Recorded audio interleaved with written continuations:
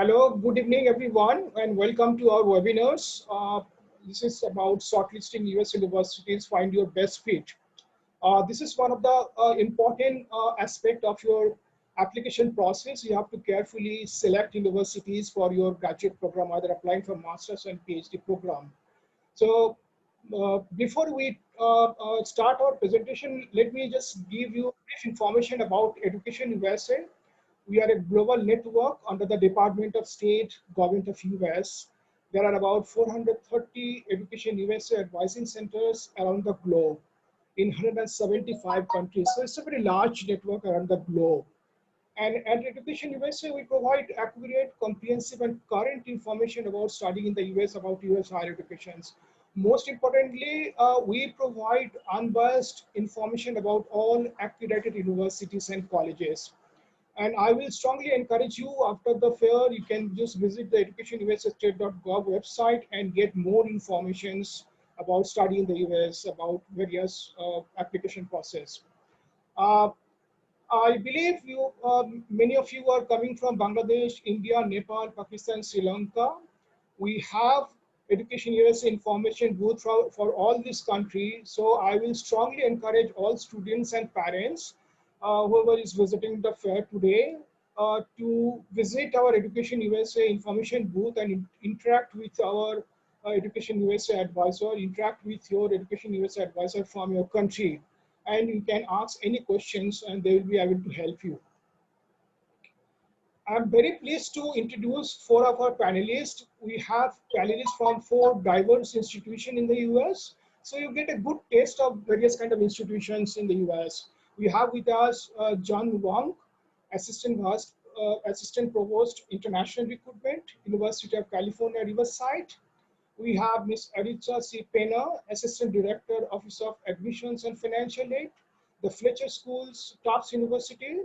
We have Catherine Vizak, Associate Director, International Enrollment, Rochester Institute of Technology, and we have Marcy Fratkin, Director of International Admissions, Valparaiso University. So you will see the different kind of institutions from various parts of the US. What I will request now the panelists to start the presentations. I will change the screen one by one. We will start with University of California, Riverside. You can unmute your microphone, John. Hello, everyone. This is Jun Wang, and I'm from the University of California, Riverside. Thank you so much for having us. So UC Riverside is a part of the UC system, or the University of California system. We're one of the 10 campuses located in the Southern California region. We started in 1954 as a top-notch research university in the United States. And we are currently ranked #1 for social mobility by the US News and World Report.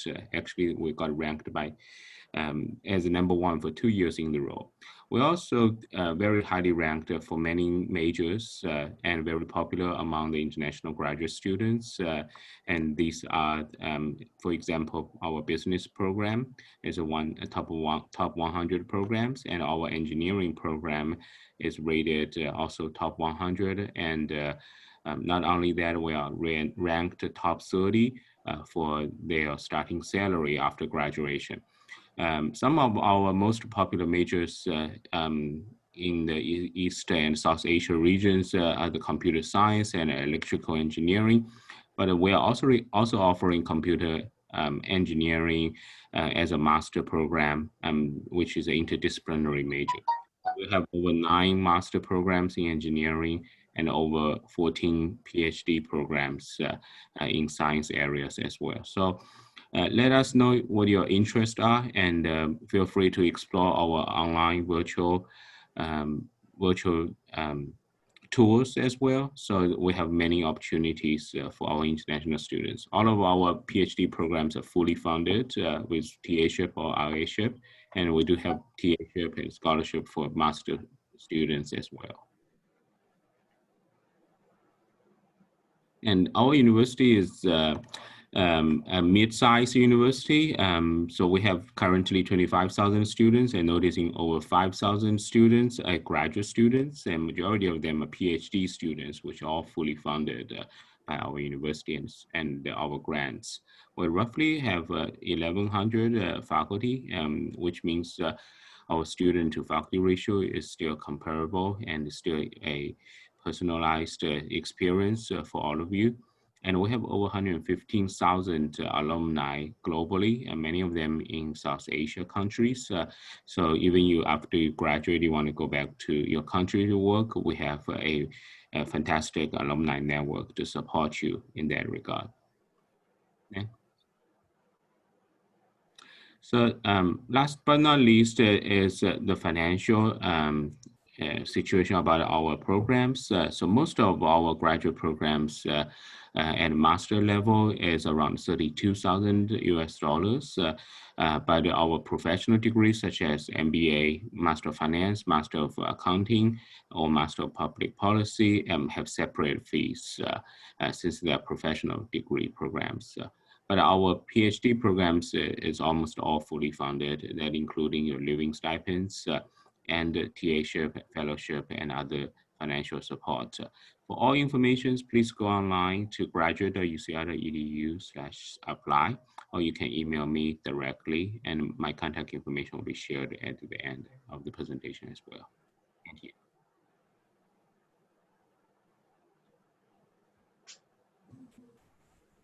Hi, everyone. It's so great to be here with you all. My name is Yuritsa Pena, and I'm the Assistant Director of Admissions at the Fletcher School, which is located at Tufts University. Fletcher was founded in 1933, and we were actually the first only graduate school of international affairs in the United States. We are a private institution, and we are considered a mid-sized program with about 550 students. Yeah, perfect, that one. With 550 students across all 10 of our degree programs, which allows us about an average of 25 students in any class or smaller. We have a number of different degrees here at Fletcher. You can flip the slide. But our flagship program is our MAL degree. So that's our Master of Arts in Law and Diplomacy. And this is our 2-year international affairs degree. About 2/3 of our students at Fletcher are MAL degree students, so it is definitely our biggest program. And it is also our most flexible degree offering at Fletcher. We also offer a Master of International Business, which we call the MIB, and this is a 2-year program as well, but it combines international business core classes with international affairs electives.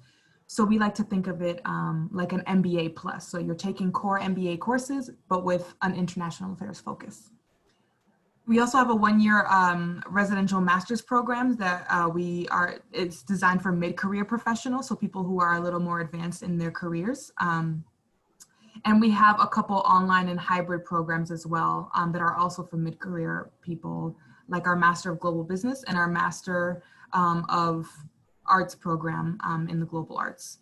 So you can, of course, learn about all of our programs, all of our 10 programs on our website.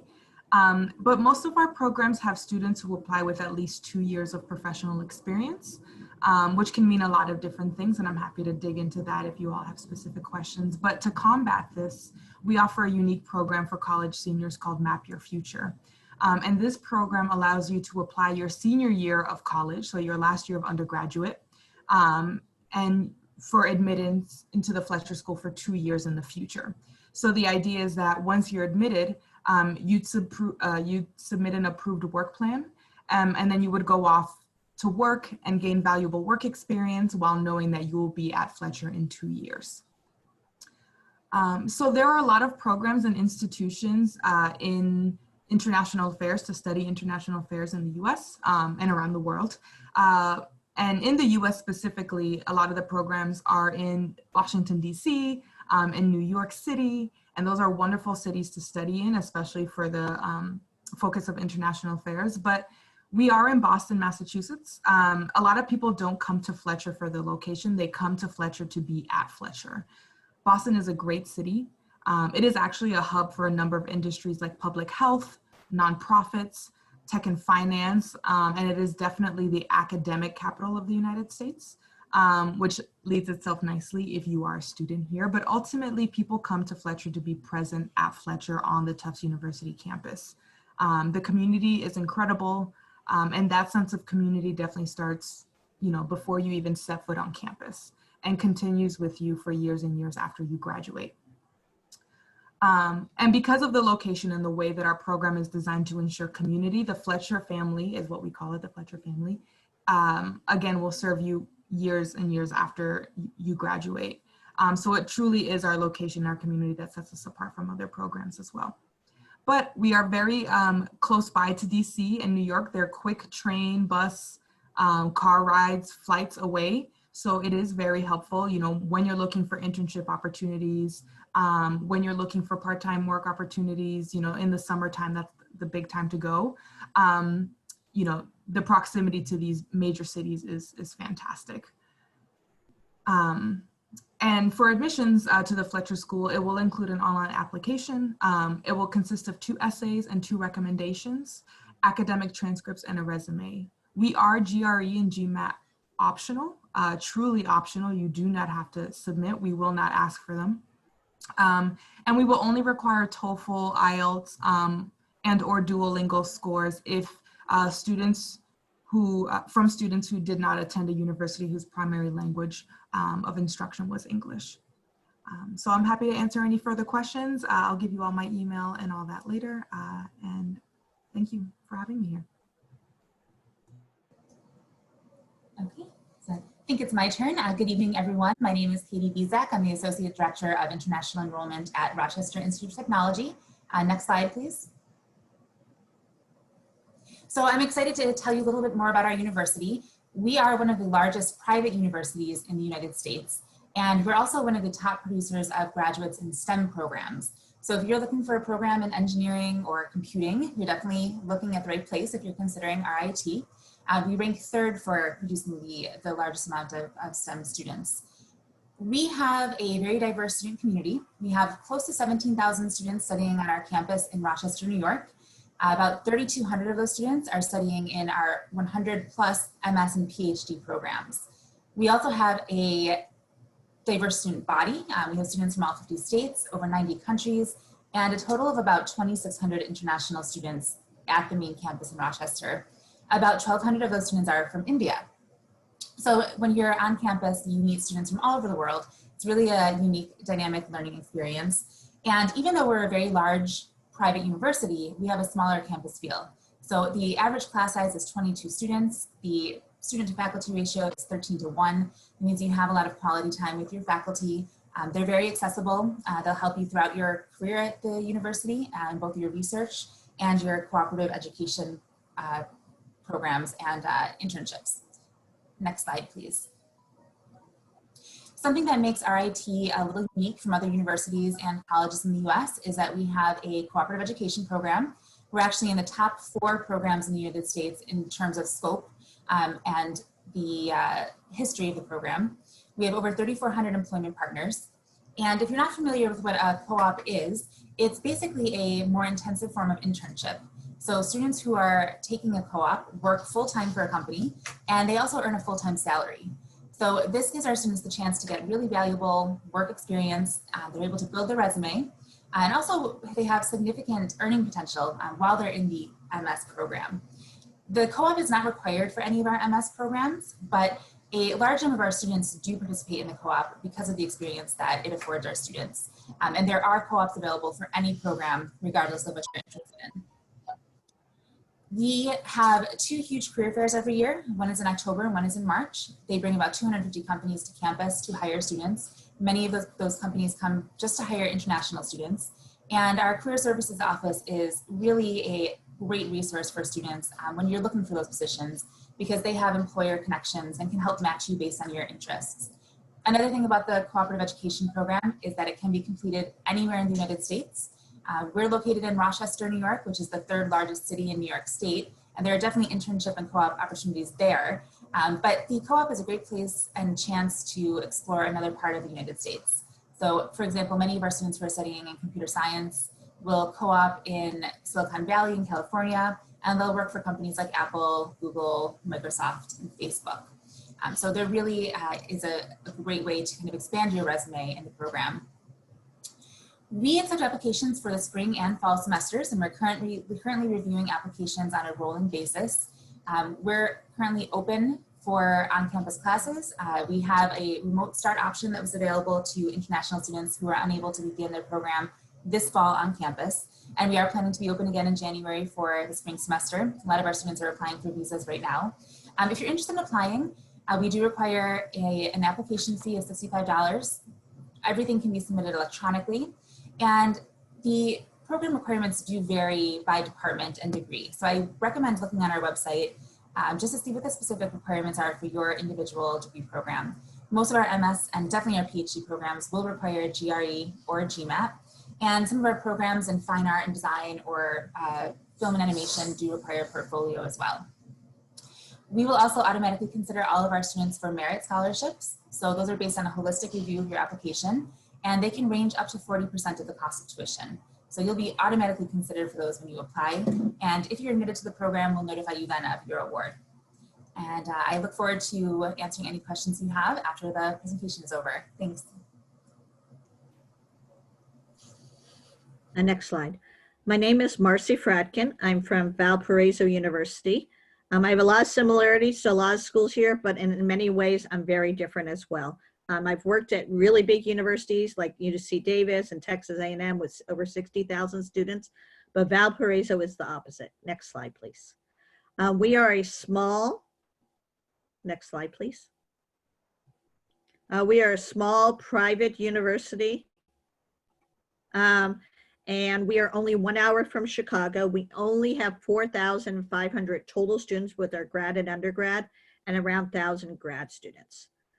We are very focused on a student success, getting that student the job. We are on the graduate side. We are not focused on research. We are working on professional masters.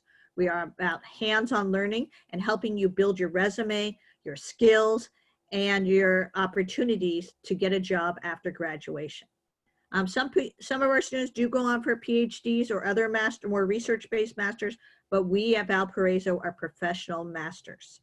And we have a 97% job placement for our students. So like I said, that is our biggest concentration, is helping our students get prepared to join the workforce. We have won awards for being the best value. And Indiana was voted second best state for students. And that has a lot to do with the cost of living. Next slide, please.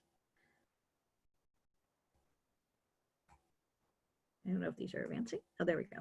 So we're pretty old for the United States. We were, oh, nope, the one with the green, please. The next slide. We are pretty old for the United States. We were established in 1859. We have a very traditional university campus with over 129 hectares. That is our library, which is one of my favorite buildings. It has a Starbucks inside of it. We're only 72 kilometers from Chicago, the third largest city in the United States. And also, you know, very cost efficient. We're won awards for safety, and we won, and we have our own public transportation system, even though we're in a very small town. An average 2-bedroom apartment, and I think that's something you should be considering, the cost of living in those places is only $892 for a 2-bedroom apartment. So you got 2 or 3 people you're sharing a roommate, you can keep the cost of living down very much. Next slide, please.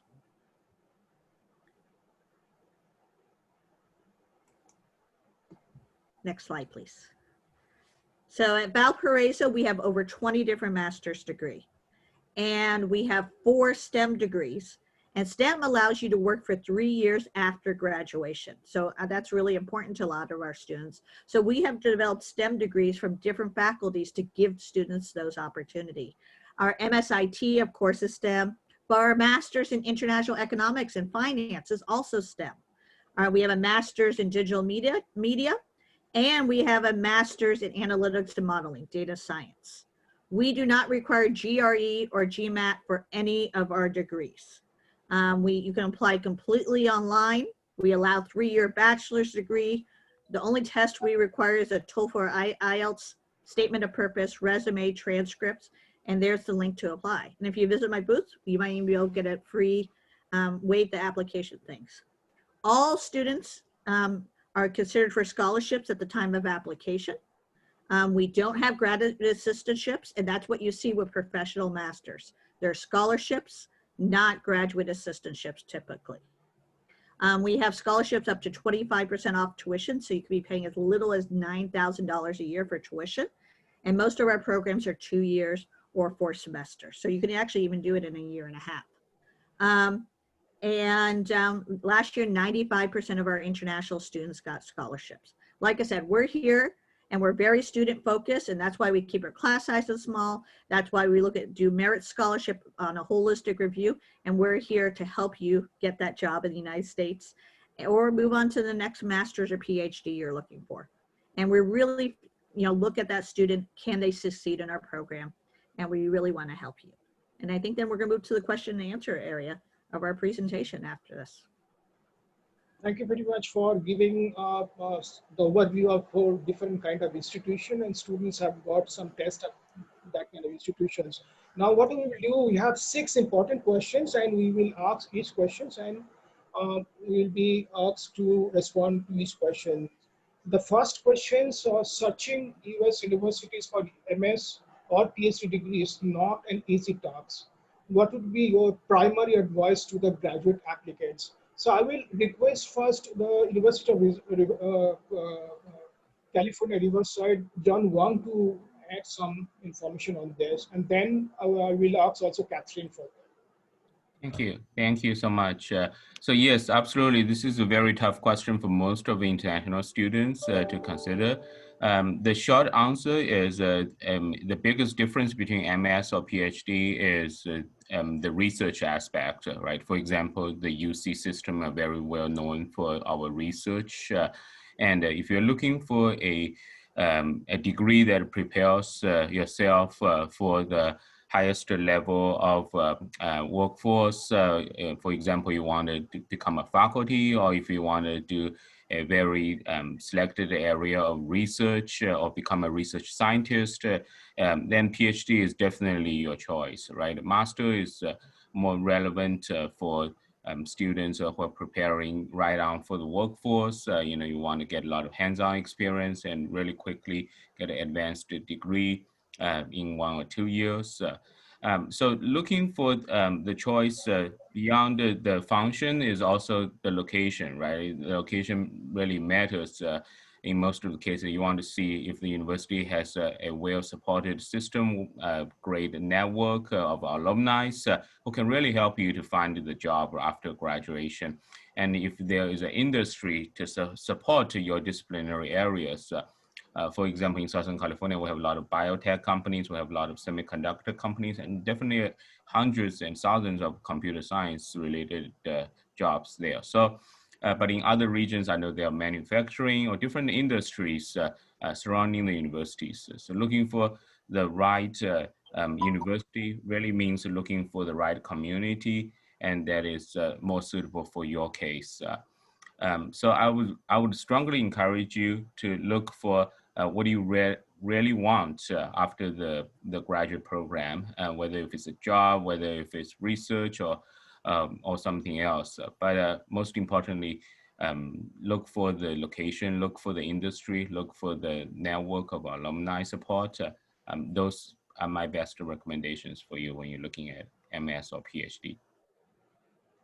Catherine, do you want to add something on these questions? Sure. I would like to echo everything that my colleague just said. That's very true. It is not an easy task to choose a university in the US. There are over 4,000 colleges and universities, so there are a lot of options out there. I would recommend students who are beginning to do their preliminary research to take some time to think about the qualities that are important to you in university. So for example, maybe you have a specific location that you want to study in. Maybe you prefer to live in a smaller city versus the larger city. Think about climate and the size of the university. RIT is a large private university. Valparaiso is a smaller private university. That can be an important factor for students who are considering different colleges. But most importantly, for your MS or PhD program, like was previously said, you're going to be wanting to look at a degree that is going to help you achieve your career and professional or research goals. So it's really important to look at the specific department that you're going to be applying to more so than the university. I recommend reaching out to faculty, looking at the research that's happening in that program, also looking at the job outcomes and placement rates for the university that you're applying to. That's incredibly important, especially if you're looking to be in the professional field and would like to work in the US after graduating. Those are questions that you can ask your admissions counselor, and all four of us who are on this webinar today are counselors who work directly with applicants. We would be happy to provide that specific information for you about programs. So again, I would say look very closely at the degree and the faculty that you'll be working with in the MS and PhD program and let that guide your decision. Thank you, John, and thank you, Catherine, for giving such important information. I just want to add one thing, that's if you're going for master's, you have to invest for 2 years. If you're going for PhD, you have to invest about 2 to 7 years. So you have to have that kind of confidence and patience to get a doctoral degree if you are going for doctoral surgery. So we will go for the next questions. What are the parameters that students should be looking at while finding the best fit? So these questions goes to, just a minute, goes to Yaritza Pena. Thank you. I think actually Catherine hit on a lot of great things like location, climate, you know, just first and foremost where you actually feel comfortable going. But as you start to look into specific institutions, it's really important to, again, as Catherine said, look into the curriculum, you know, maybe start building what a course schedule would look like. You know, how is it going to fit into your career goals? How do you want to spend your 2 years? What classes are offered and how would you start to build your time there? Look at the faculty. What are the faculty teaching? How have they progressed in their professional careers, and how are they applying, you know, their practical knowledge into the classroom? So do some research, look at their LinkedIns, look at their profiles on those school websites and see, you know, who's teaching what and if there's any connection to what your goals are.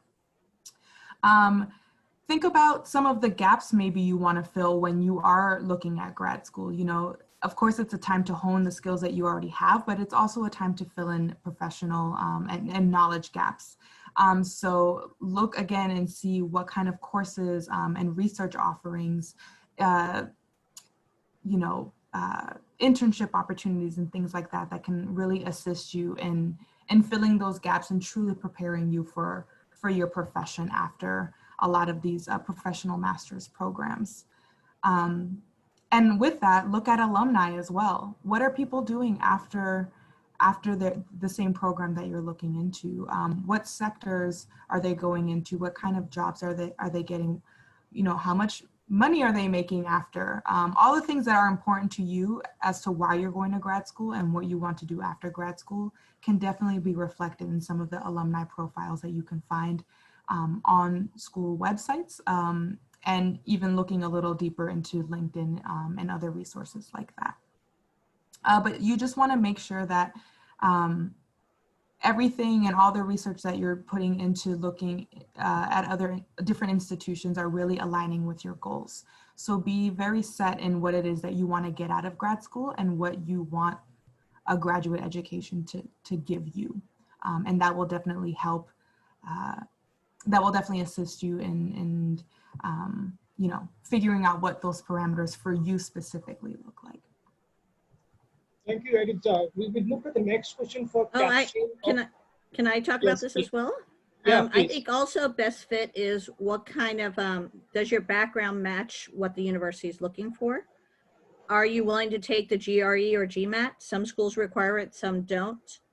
Are you looking for a research-based degree or a professional degree? So I think those are really, really important. And the other thing I really think, you know, when you're looking at best fit is what can you afford?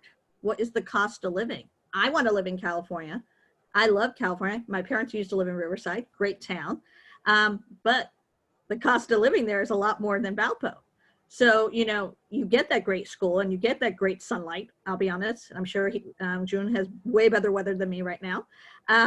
But what those things, you know, you can eventually move to California and get that job, you know, in doing tech, but also cost of living, I think it should really be a factor. When you're looking at a program, unless it's fully funded, what is the cost of living in that area? And, and how is the program structured? And, who's paying? Is it fully funded, or is it a professional master where you're paying for it?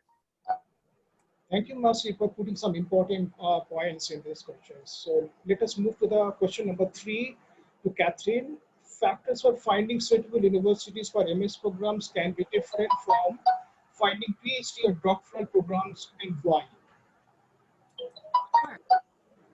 So I think the primary reason for this is because a PhD program is a much more intensive research program where you'll be spending a lot more time at the university. Typically our MS programs are 2 years in length.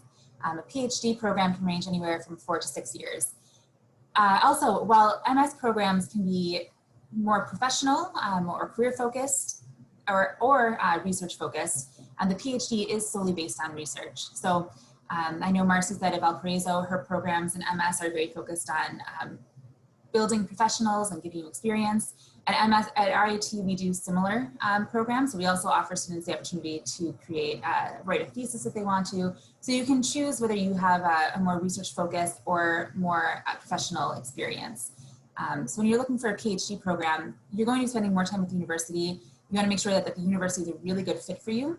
And typically when universities are evaluating your application for a PhD program, they're looking at what your experience has been, what your research interests are, and they want to know how that will align with the research interests of the faculty who are in the program. That is really important. So before you apply to PhD programs, I encourage you to do a lot of research, reach out to faculty who are in the PhD program, introduce yourself, let them know who you are.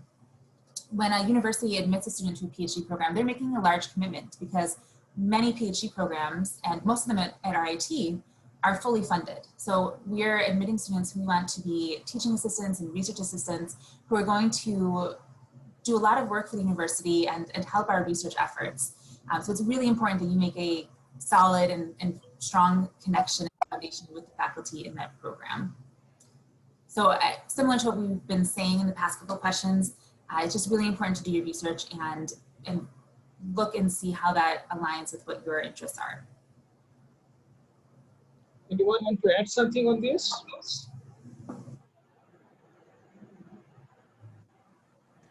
The other thing I would add about PhD is, I know this is, it's kind of like an arranged marriage.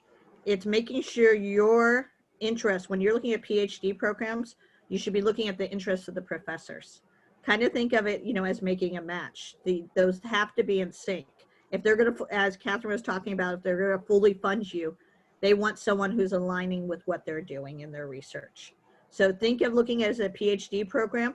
You look at the program and then look at who's teaching, who's the professors in that program, and try to find, things that align, that match, and then they're more likely to fund you. But sort of think of it as dating or arranged marriage.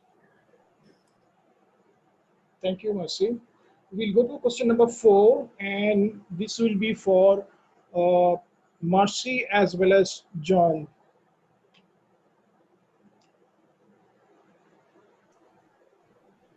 I'll go ahead and start. Like I said, my degrees, I am not a big name, but I have results. And that's what sometimes you're looking for, that big name. The University of California has a wonderful reputation. I worked at the University of California, I worked at UC Davis. So I really believe in the UC system, but you also need to dive a little deeper and look at job placement rates after that. What is the cost of attendance? What is important to you? And some countries it's really important. If you don't go to that big name, you're not gonna get that job. But you even look at some of the you look at where is Silicon Valley hiring from. It's not always the biggest names. So you should also dive deeper into the program. Look at the faculty to student ratio. Look at what kind of funding is it. Is it scholarships or grad assistantships? You should look at the cost of living. I'm really big on the cost of living because that really can affect a student's experience, is the cost of living in an area. And I think the biggest thing I always look at when I was looking at grad school, and I always tell when I'm helping students find grad school, is what is the job placement rate? What is going to happen after I graduate? Am I going to have a great degree, or am I going to get a postdoc? Am I going to get a job working in Silicon Valley? What is my job prospects after that degree? And that's the question I often ask, PhDs are a little different, but for masters, I often ask, especially for professional masters, what is your job placement rate? Where am I going to get that job, and where am I going to be working after I graduate? And I think that tells a lot of stories there. Yeah, thank you, Marcy, and thank you for your recognition for UC system. Much appreciated. And I totally agree with what she said. And so before my current role, I was actually working as a career counseling director for my career center. So I have a lot of experience in this area, which it's very important to look for branding if you're really looking for, you know, jobs back home or jobs globally.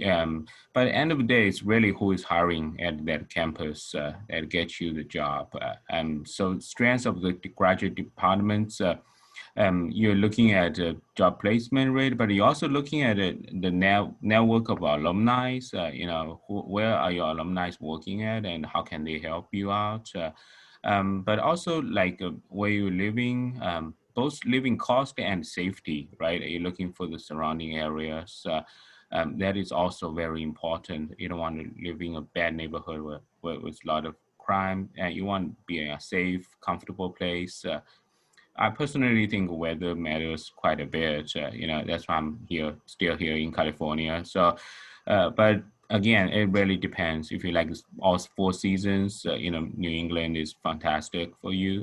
So depends where you like to be. So when you're looking for a graduate program, reputation matters, but I think the uniqueness of each program really matters. That personal approach, that open office hours, that mentorship experience from faculty, and to be frank, from your staff and others, that actually matters even more. That it is a chemistry. It is very much like a dating process. But once you find the right one, it will help you lifetime. Yeah, thank you, John, and thank you, Marcy, for giving such important information. We always advise our students, well, the brand name is important, but we should always check the strength of the program or the department. That is most important. We will go to the next question, number 5. This is for Editha Penn of Tufts University as well as Marcy Fratkin. There is a best fit from a student's perspective. What are some of the factors from a university's perspective? An applicant to determine the best fit. So, For sure. Go ahead, I'm sorry. Yeah, please go ahead. Okay, yes.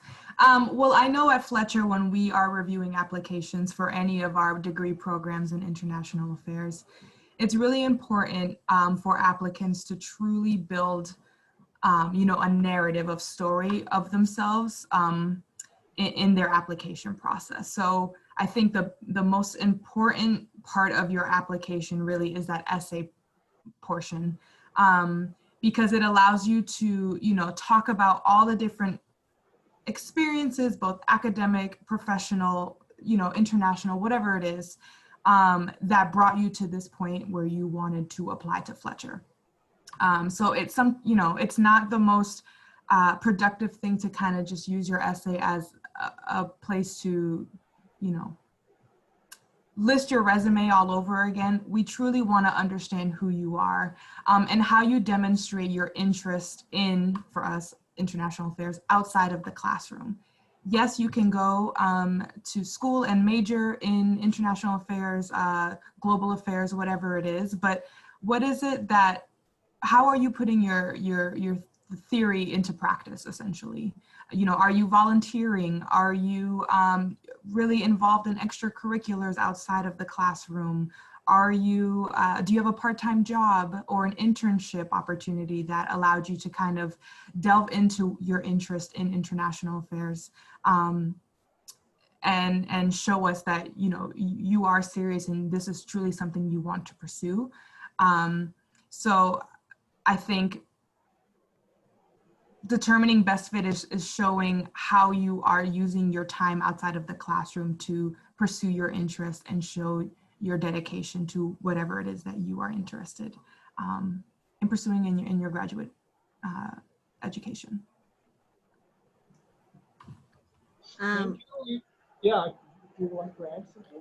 I want to, any graduate program, and I don't care if you're talking about a master's or a PhD, it's usually a two-part process. The first process is the grad office is looking at, have you met the minimum requirement? Do you have the minimum test score, if it's a TOEFL, IELTS, GRE, or GMAT, whatever that school requires? Then it's looking at, do you have the minimum GPA? They're taking your foreign transcript and bringing it into American standards. And so we're looking to see if you meet the minimum requirement. The second part of any graduate admission program, almost all, I would say, I mean, out of my 20 programs, I have one program where the faculty are not involved. But the second step in usually admissions to many grad programs, and I would say this is true probably about 85 to 90% of grad programs, is you met the minimum requirement. Now we forward that application onto the faculty. That's, I agree that resume, that statement of purpose, or whatever the school's calling it, is really, really important. That is your time to show why you are a good match for that program. You know, because we want, if they're professional masters or if it's a research master's or PhD, we are looking that you're going to be successful, that you understand what that program is. And we are even open to, like, we have a master's in international economics and finance, and we'll take students with stats, we'll take students with math, we'll take students with econ, finance, but we want someone who wants to be a good match for our program. And why are they a good match for that program? And it could be through coursework, it could be through future interests, but it's really your time through the application to say why you are a match. So remember, you're meeting the minimum requirements, and that's the first step of admissions into a grad program. The next part is that the faculty looking at you and making sure that you're going to be a good fit for that program, because they want people that are involved in that program, and it's even a higher standard for those PhD programs. So we're really getting to know that student. And also sometimes that statement of purpose, if you do have a little lower GPA, a little lower, you can explain yourself. Or you could say, hey, I haven't been in school for 10 years and I was a little stupid when I was 22, you know, or 20. And I have now, you know, done this, this, this, and this. And that will sometimes have them overlook those, you know, mistakes maybe you made in the early years. So really that statement of purpose, that faculty looking at your file is really the time for you to sell yourself and make sure, you know, that they understand you want to be part of that program. And don't make stupid mistakes in that. Don't apply to Valparaiso and put RIT. And so we see that all the time. Look at the program and make sure you're a good match for that program. And we're talking about professional masters or PhD. It's true for both. Customize each of your apps to that program. I'll also note that some programs, some institutions will offer optional interview programs. So that is also a wonderful opportunity for you to continue to, you know, share more information about yourself and why you're interested in these programs, why you're a good fit, that may or may not be able to, you know, shine through in your written application. So if you see that as an option, I highly suggest taking advantage of any interview program. And it's a great way for you to learn more about the institution as well, because sometimes those interviews are held by students, not just staff, and sometimes faculty as well. So it's a great opportunity for you to ask a lot of more specific questions about the program and see if it's still a good fit for you. Catherine and John, you want to add something on this? Do you have something to say?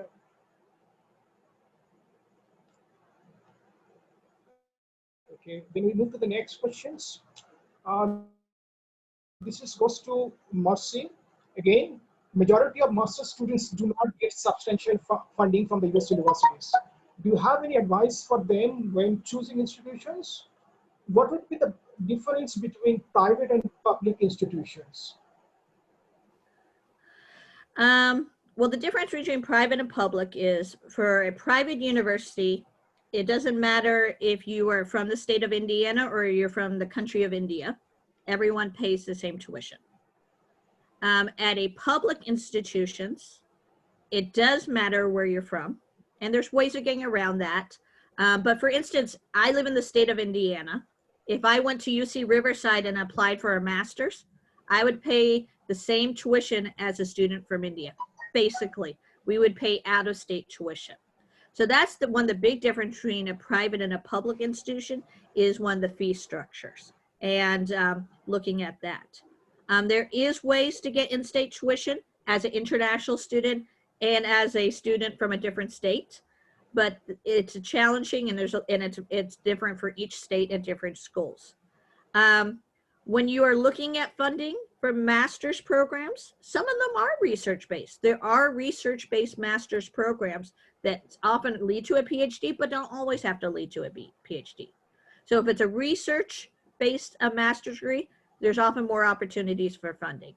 If it's a professional master's degree, like what my university offers, and I know a lot of these other schools have a combination of the different kinds of masters, then you're looking for merit-based scholarships.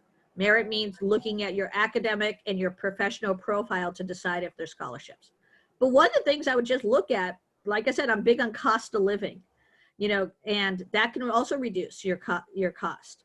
I might not have the biggest scholarship, but might also don't have the biggest tuition. So look at the baseline tuition, look at the cost of living, look what their scholarship or grad assistantship structure is, and then you can make your decision on there. You have to look at that big I-20 number to figure out how much it's really, really going to cost you. And you have to be, what is your path? Is it research? And those are often, like I said, have more funding, or is it a professional degree where you're going to get a job afterwards? And sometimes it's that investment that, okay, you can get our MSIT in about 1.5 years, and then you can work for 3 years. So that's another thing, is how many years am I going to be able to work after that degree? If a degree is a STEM degree, and there's many diverse STEM degrees, if there's science, technology, engineering, or mathematics, you can work for 3 years after that degree. If you're doing something, unfortunately, like a master's in teaching English as a second language, or some MBA programs, you usually are only able to work for 1 year. So if you want to be able to think long-term, when you're picking that program, you also want to look at, is it a STEM degree? So you have to look at the big picture. So look at location, look at funding, look at job prospects. Is it a STEM degree? Am I going to be able to make that money back before I have to return to my home country?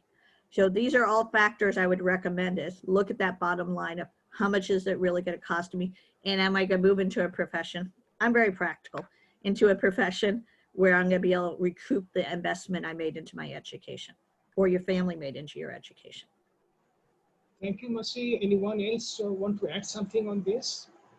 Probably John, you can add something from a point of view of public university. Yeah, absolutely. I totally agree. I don't think there's that much a difference between public and private. Funding is one thing. The size of the university is also another thing. Most of the public universities are relatively bigger in size, which means you also get not only a lot of support on research, on programming, but a lot of additional support on living and other services on campus, right? Everything is larger. So the support for career service is much bigger. The support for athletic programs, there are more things to do on campus for you as well. So if you enjoy a large campus in that regard, I'm not saying private or smaller, a lot of private schools are very big as well. It's just sometimes you get that difference. But again, it really differs. It's really no one formula for all in this case, right? You're really looking for institutions for its niche area, for its uniqueness in programming, and for its affordability, career outcome. Those are the key factors, right? And whether it's private or public, or whether if you get a lot of funding, that is also, relatively speaking, it depends on which major you're applying to. So I won't struggle too much in that regard. I would really suggest to students to look for the return on investment rather than the investment itself. Catherine, you want to add something, or yes? I don't have anything to add. I think that was perfectly presented by Marcy, and I think. Sir, you want to add something? No, that was well done. Thank you. So we have completed all the 6 questions. We have a few minutes left, so probably we'll take few questions from the audience side. One has written that tell me about PhD admission in geology, about scholarship. So if anyone can tell about PhD admissions in geology and in financial aid. So we have geology, and we offer full funding for PhD programs in geology. But we don't have a very big master program for geology. So actually our geology department is called Earth Science now, and no longer called geology. So definitely take a look at the website for all the details. The next questions, what is the requirement in USA to get masters in pharmacy or PharmD? Anyone has information about pharmacy program? Does anyone actually have the degree? If not, I can talk a little bit about it. Yeah, So the PharmD is one of the weirdest degrees in the American curriculum, because often it's a combination between a bachelor's, master's, and doctorate. Usually it's a 7-year degree.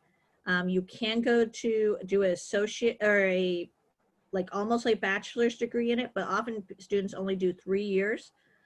So it's about 7 years to get into the program. And so there's a lot of programs that have it as a combined degree between a bachelor's and the doctorate of pharmacy, but it's usually about a 7-year degree. If you want to do a bachelor's first, most people are doing more of a chemistry background in that and then applying to it. And then you're usually, if you're just doing the PharmD program, it's about 3 years. But I strongly recommend to look at a degree that's a combination of a bachelor's and the PharmD program. Usually there is not funding, except merit-based scholarships for those kind of programs, because once again, this is a professional master's. But here's the good news is we have a shortage of them in the United States, and I've known a whole bunch of people who have got them and gotten jobs like that. I'm sorry, I know we're not supposed to be talking about, but there is a lot of opportunities, and the salaries are very competitive. I think they start over at $90,000 to $100,000 a year. So it's once again investing in that degree, but I would look for a combined program, or the doctorate of pharmacy as a standalone program is looking for a bachelor's in chemistry, and it's usually a 3-year program. And you have to take tests along the way as you move from sort of the bachelor's to the master to the doctorate along the way to get qualification, kind of like a medical degree. Anyone else want to add something? Thank you. We have the next questions. I have a bachelor's in dentistry from India and master's degree in public health from Australia. I was thinking of going for another master's program aligned to healthcare management. So he has already a master's degree in public health. He's planning to go for another master's degree in healthcare management. If any of you can give some information on this.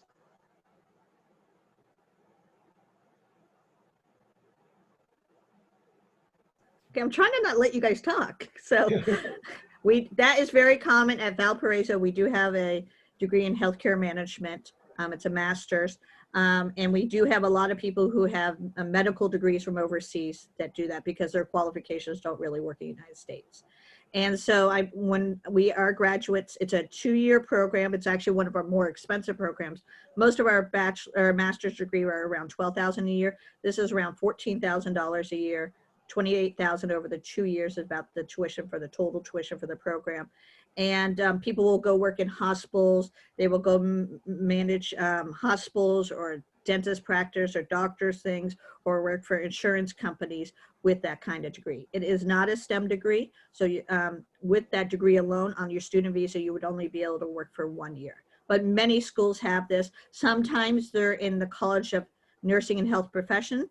And sometimes they're actually, when I worked at Drexel University, we actually had it as part of our degree of our MBA that you could do it. So sometimes it's in the business college and sometimes it's in a health profession degree. I've worked at too many universities. This is why I have this weird.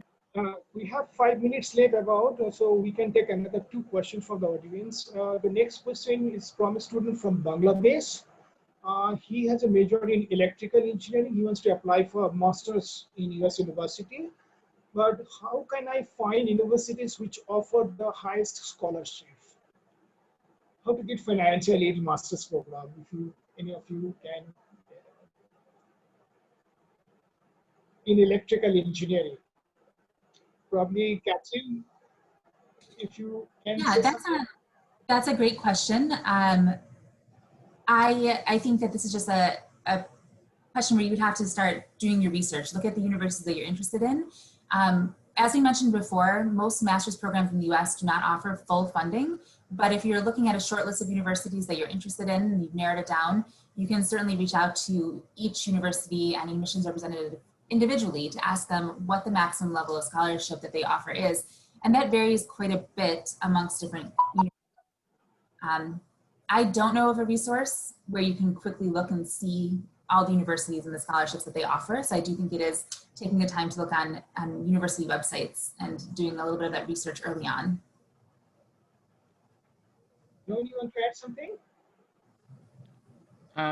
I agree. I think Catherine said really well in this topic. And really, every university offers a different financial package, either through RA-ship, TA-ship, or specific donor-based scholarship. So look into the program and see if they offer a combination or merit-based scholarship, for example. But majority of the master programs do not have funding or too much funding with it. So look into the program itself. TA-ship helps a lot. You know, at UC campus, we offer a lot of TA-ship. I know that subsidized quite a bit of students' cost for graduate programs, master programs. We have the last question. Can I add a little bit that? And the other thing please. that you're seeing a lot in America is you can go directly from a bachelor's to a PhD program. So there's an MD PhD program. So it's you get your master's as part of the PhD. It's a little longer of a process, but then sometimes funding is involved there.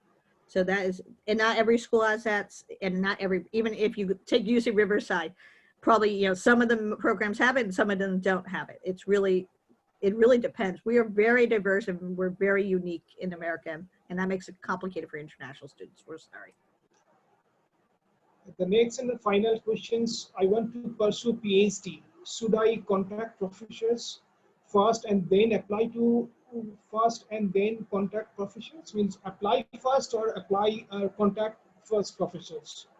Which one would you? I think you can do either. I think that it is helpful to reach out to faculty in advance of the application. That way you can determine fit, talk to the faculty and make sure that your interests align. We talked a lot about how universities are seeking PhD students who will be able to help with the research initiatives of the university and the departments. So reaching out early does no harm, and it can certainly help. It also helps you introduce yourself to the faculty so they're aware of who you are and they know your name before you submit your application. That being said, it's not a requirement, but I do think that it can help.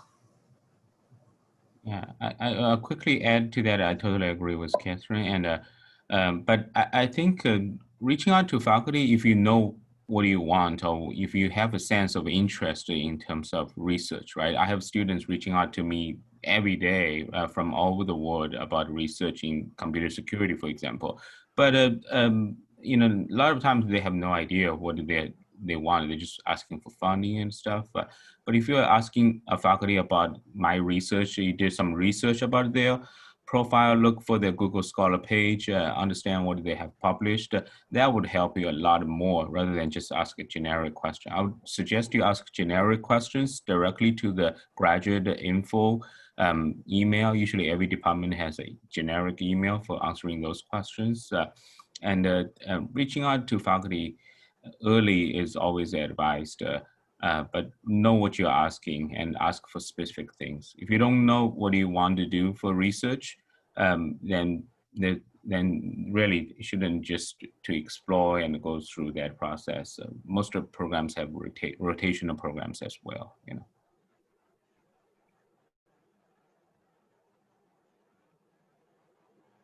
Anyone else want to add something? I just want to advise the students, we recently had a series of webinars on graduate application camp. We completed the series last week, and one of the series that really specify information about communicating with the professors. I will strongly encourage you to look at the videos those are uploaded on our EducationUSA India YouTube channel. And those videos will be giving you lots of information about communicating with the professors and applying to US universities for PhD program. This is not only for you, this is also applicable to all students who are applying for master's and PhD programs. So I will strongly encourage you to go to the EducationUSA India YouTube channel and watch the videos. With this, we will end the session here. And this was really very good sessions. And thank you all the panelists for giving such important information, this particular important questions, which will be very, very useful to the prospective students. And thank you very much. We will have next sessions from 7:30. Please, if you're interested, please join the next sessions in the same. Thank you very much. Thank you, Marcy. Thank you, John. Thank you, Catherine, and thank you, Eric, for attending this webinar. Thank you for having us. Thank you. And come check out our booths, guys. We'll answer a lot of your Yeah, questions.